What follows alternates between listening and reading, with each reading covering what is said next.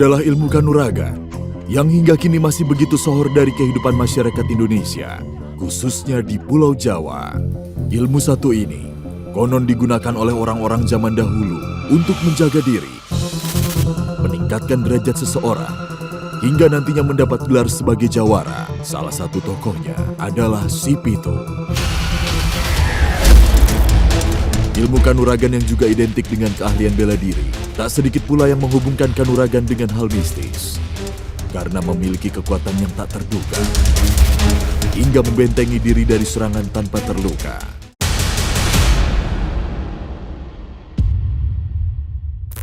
Lantas apa saja ilmu kanuragan yang paling sakti, tersohor, dan konon sulit dikalahkan? Dan benarkah hingga kini masih dimiliki sebagian masyarakat di sejumlah daerah Indonesia? Misteri Dunia akan mengungkapnya.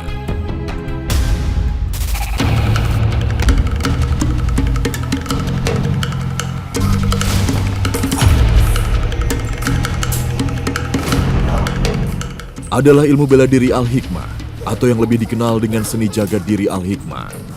Ilmu kanuragan warisan Rasulullah SAW kepada Sayyidina Ali dan juga para sahabat termasuk Wali Songo ini memiliki efek luar biasa. Bila hanya ditunjuk ke orang yang berniat jahat, maka orang tersebut akan langsung terpental.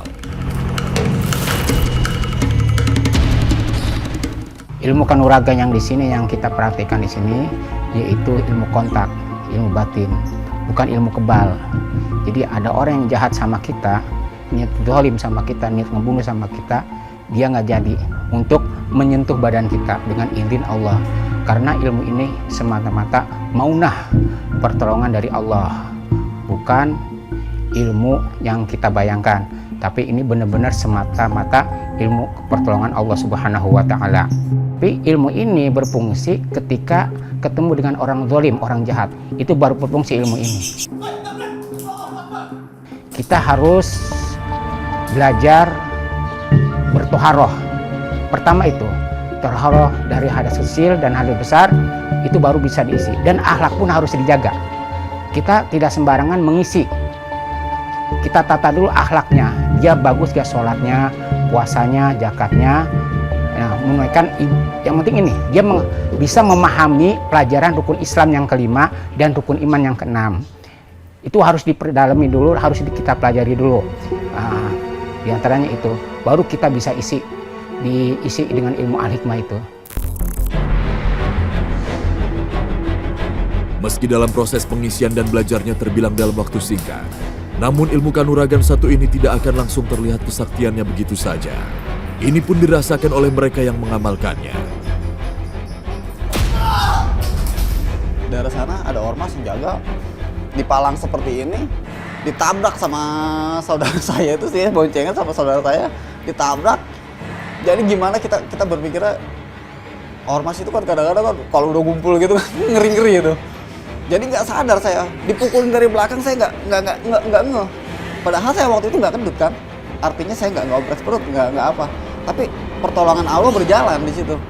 Jadi ketika saya nengok ke belakang gini, saya sadarnya nih orang udah pada cuma gini, terus pas saya gerak gini, langsung pada kebanting deh. Mental akhirnya jatuh. Saya bilang, Al-Hikmah berjalan. Saya pernah dapat orderan, itu mulai dari Salemba menuju ke Pondok Kelapa.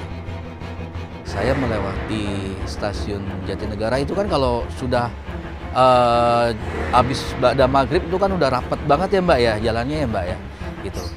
Posisi saya menyalip motor, ya kan? Dan orang itu tidak terima, ya, orang itu tidak terima dan akhirnya dia ngajak saya berantem, jarak kurang lebih 1 meter ya Mbak ya. Dia itu tiba-tiba mundur seketika gitu loh Mbak. Dan tiba-tiba orang itu minta maaf ke saya. Dan saya juga berpikir, Al-Hikmah saya berjalan ini. Dari penggoresan itu kurang lebih 2 tahun ya Mbak ya. Karena di Al-Hikmah itu kebanyakan orang yang niat jahat itu nggak jadi Mbak.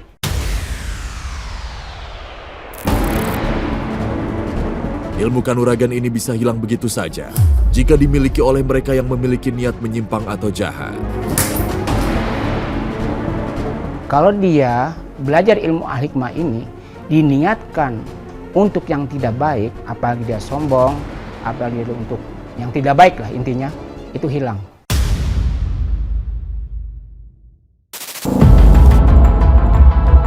Ilmu kanuragan selanjutnya, Waringin Sungsang. Ilmu satu ini memiliki efek mematikan. Siapapun yang diserang ajian Waringin Sungsang akan terserap energi kesaktiannya dan langsung lumpuh hingga roboh tak berdaya.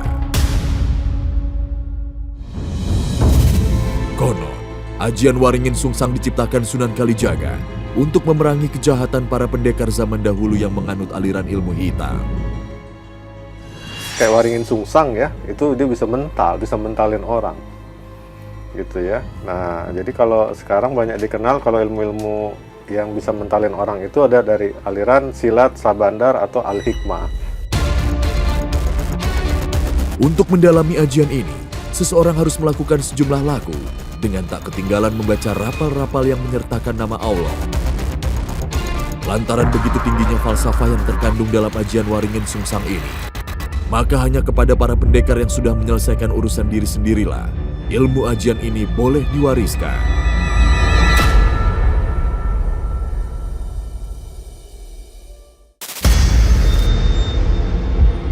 Ilmu kanuragan lembu sekilan. Konon, seseorang yang memiliki ilmu lembu sekilan akan menjadi sakti mandraguna lantaran memiliki tameng kebal saat bertarung dengan musuh. Tubuh pendekar lembu sekilan tak akan tersentuh lawan. Bahkan, saking kuatnya perisai goib ini, pukulan atau senjata lawan akan melenceng sejengkal dari badan dan hanya pengantarkan anginnya saja. Ilmu yang sifatnya kalau sekarang ini tenaga dalam, yaitu kalau dulu namanya lembu sekilan, itu ilmu dari Majapahit. Ilmu lembu sekilan ya, apabila dipukul sampai sekilan aja meleset, nggak kena dia bukan mental, meleset aja dia. Untuk mendalami ilmu lembu sekilan, seseorang harus menjalani puasa ngidam selama 40 hari.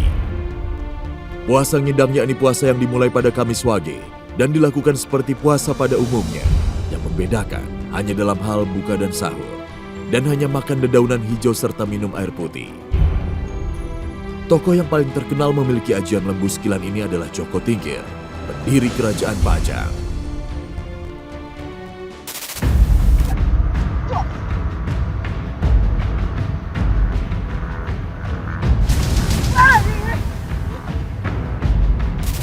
Gelap Ngampar. Ajian Gelap Ngampar tergolong sebagai salah satu ilmu tingkat tinggi dan tak semua orang bisa mencapai tingkatan ajian ini. Di mana jika disalurkan lewat suara, maka yang mendengar bentakannya akan langsung tuli, menyerah, dan melarikan diri. Dan bila ajian ini disalurkan lewat telapak tangan, tubuh yang terkena pukulannya akan terasa panas seperti tersambar petir. Pengamal ajian kanuragan ini dimiliki oleh Patih Gajah Mada. Untuk dapat menguasai kemampuan ini, seseorang harus menjalani puasa 40 hari dengan makan hanya sekali setiap jam 12 malam. Jika berhasil mengamalkannya, selain untuk penjagaan diri, ilmu ini juga dapat meningkatkan derajat seseorang. Ada pula ilmu kanuragan yang paling sohor, yakni Rawa Rontek. Ajian Rawa Rontek ini disebut sebagai ilmu hitam yang digunakan para leluhur tanah Jawa untuk melawan penjajah. Penguasa ilmu kanuragan ini tidak akan mati meskipun kepalanya terpenggal, anggota badannya terpotong, karena nantinya dapat menyatu kembali. Karena kesaktian ajian ini dipercaya penggunanya akan hidup kekal abadi.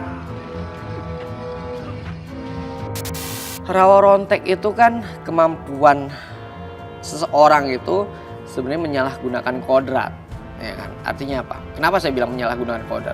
Dia dibacok, selama dia masih menempel kakinya di tanah, dia akan hidup lagi. Jadi kita tidak bisa melihat apakah ini ilmu hitam atau ilmu putih, tergantung dari siapa yang melakukan. Ilmu ini memiliki kelemahan dengan memisahkan tubuhnya dan menggantung bagian tubuh lain dari atas tanah. Kekuatan itu dapat diwariskan kepada orang lain. Apabila sudah diwariskan, maka si pemilik akan kehilangan kesaktian dan menjadi manusia biasa.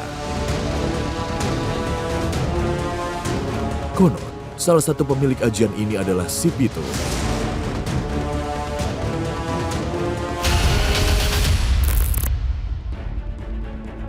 Selain keempat ilmu kanuragan tersebut, terdapat pula ilmu pengendali alam bawah sadar, seperti halnya hipnotis.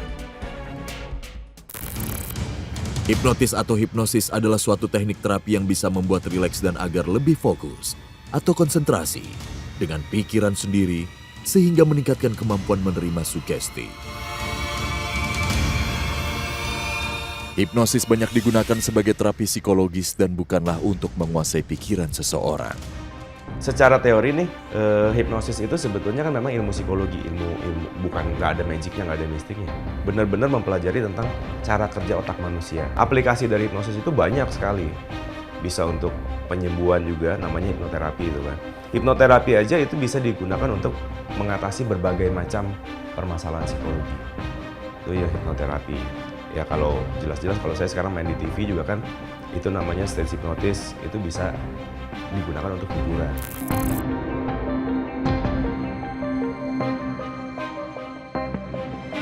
Sayangnya, ilmu hipnotis ini selain digunakan untuk teknik terapi, namun juga banyak disalahgunakan oleh oknum tak bertanggung jawab, di mana juga dipakai untuk tindak kejahatan.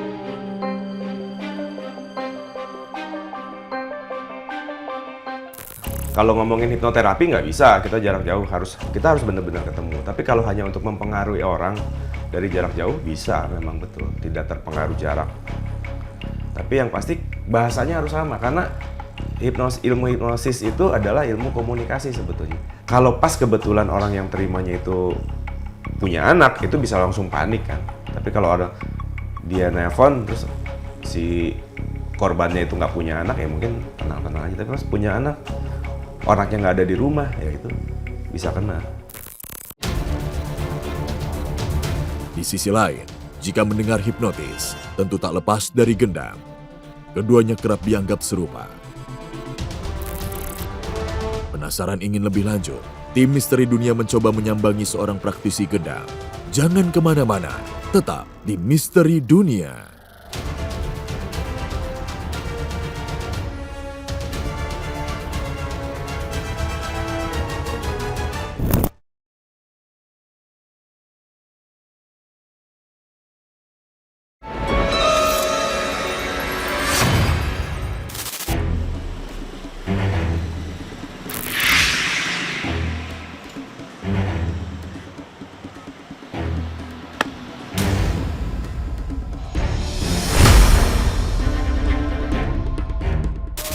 Stasiun Depok berapa lama ya? 1 kilo berapa lama? Berapa langkah dari situ? Jauh banget. Ada minuman dingin? Minuman dingin ya? Nah ini dulu. Ada handphone nggak? Kebetulan saya sinyalnya. Ada handphone? Ada. Ah, boleh. Nah ini, pegang dulu. Oke. Ya. Ini ya, dipinjam dulu ya sebentar ya. Oh iya? Pinjam dulu. Berapa lama dari stasiun Depok ke sini? 1 kiloan. Langkahnya berapa lama? Mau beli minuman? Iya. Oh ya udah, minum. Ini biarin. Ya.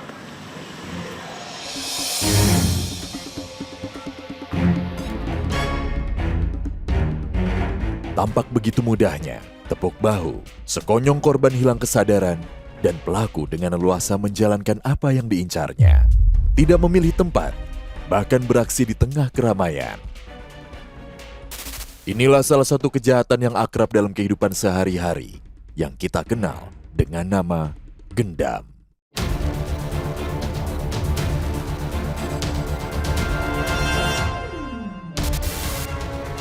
Secara umum, gendam diartikan sebagai ilmu mempengaruhi psikis manusia di alam bawah sadarnya melalui mantra atau guna-guna.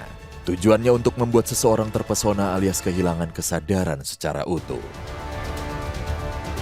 Sejumlah literatur menulis kalau gendam merupakan ilmu warisan budaya leluhur Jawa yang pada awalnya digunakan untuk pengobatan atau mempengaruhi orang berbuat kebaikan.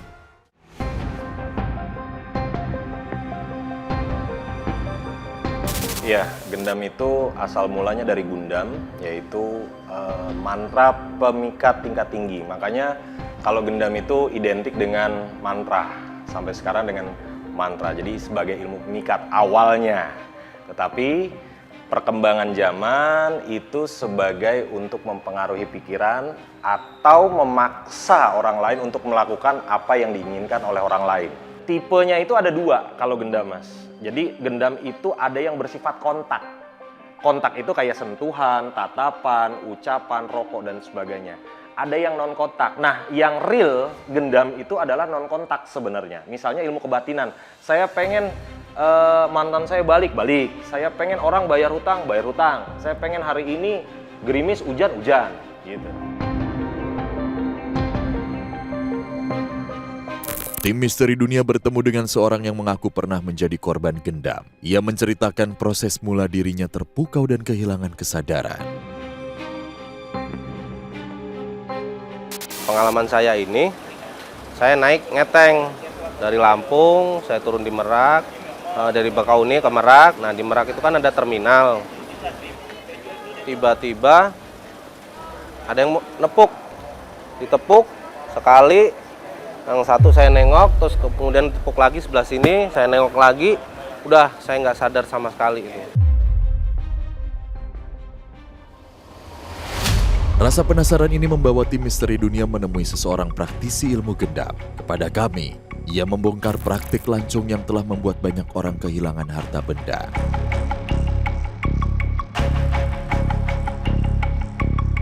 Kalau dari karakter, memang ada karakter-karakter tertentu, misalnya di usia 65, anak-anak. Kalau dalam aktivitas, biasanya orang-orang yang sibuk, dia tidak memikirkan hal yang lain, atau orang yang sedang lost focus, biasanya di situ. Makanya nanti kalau untuk dalam kegiatan aktivitas atau karakter tertentu, khususnya misalnya berkaitan dengan mengambil uang, ATM, atau barang-barang berharga, sebaiknya didampingi sih, Mbak. Makanya rata-rata orang gendam itu bengong. Dia bengong, bingung-bingung kasih. Bengong, bingung-bingung dia melepas. Nah, sadarnya ketika ada kesadaran lagi, misalnya ditepok oleh orang rumah, mana jam tangannya, mana handphonenya, dan sebagainya. Nah, baru dia normal lagi. Seperti itu.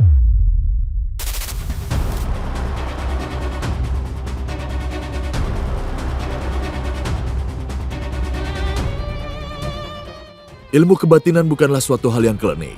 Namun ini dianggap sebagai salah satu cara untuk mendekatkan diri kita kepada Tuhan. Seperti ibadah sholat malam, puasa, hingga berzikir dengan jumlah bilangan ribuan kali. Jadi aliran kebatinan itu konsepnya itu secara sistematis dengan dari aliran agama yang berbeda. Nah, mereka menemukan bahasa yang istilahnya dengan aliran kebatinan. Nah, konteks kebatinan sendiri itu tidak ada hubungannya dengan hal-hal yang berbau metafisik. Memiliki dan menguasai ilmu batin dipercaya akan memiliki kemampuan penerawangan masa lalu sampai-sampai prediksi masa depan, kemampuan mengobati penyakit hingga berkomunikasi dengan makhluk gaib. Pada saat di bawah 5 tahun, semua rata-rata mata batinnya terbuka. Anak-anak kecil itu. Makanya mereka akan menggambarkannya di kertas, kemudian bercerita dengan sesama atau cerita kepada orang tuanya. Barusan tadi melihat kakek-kakek, nenek-nenek, melihat ada yang di pohon duduk-duduk gitu ya. Nah, seiring dengan berjalannya waktu di umur 5 tahun kemampuan itu nutup. Kecuali anak-anak yang memiliki talenta atau disebut indigo.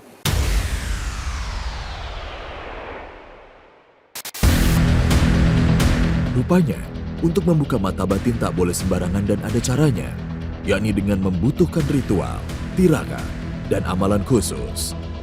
Walaupun dalam beberapa kasus ada seseorang yang mata batinnya terbuka dengan sendirinya, tak semua orang akan kuat jika mata batinnya dibuka. Lantaran merasa hidupnya akan berubah dan terganggu, di mana ia menjadi lebih sensitif untuk melihat dan merasakan ilmu spiritual. Harusnya kita lebih bersyukur bisa melihat sesuatu yang memang Allah sudah ciptakan. Ngapain lagi yang Allah tidak suka, kita paksakan untuk melihat hanya dengan berdasarkan saya akan lebih yakin kalau melihat sesuatu penampakan.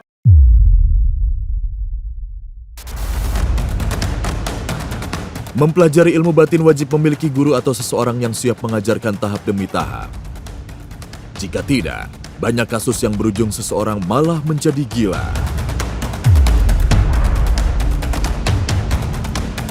Itu resiko yang lebih parahnya sebenarnya dianggap gila. Dia nggak merasa gila sebenarnya. Cuma orang-orang melihat dia gila karena ngomong sendiri, ngobrol sendiri, melihat ya nggak dilihat orang ya kan. Akhirnya stres. Nah, karena stres itu dibilang gila.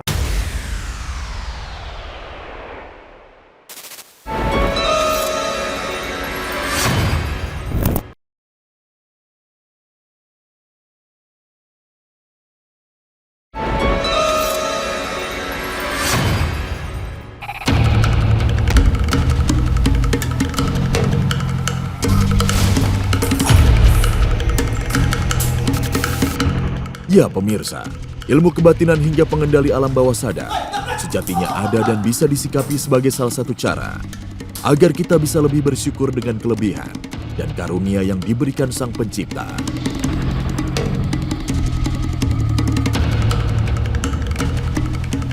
Terima kasih sudah menonton Misteri Dunia malam ini. Masih banyak misteri di dunia ini yang belum terungkap kebenarannya. Selamat malam.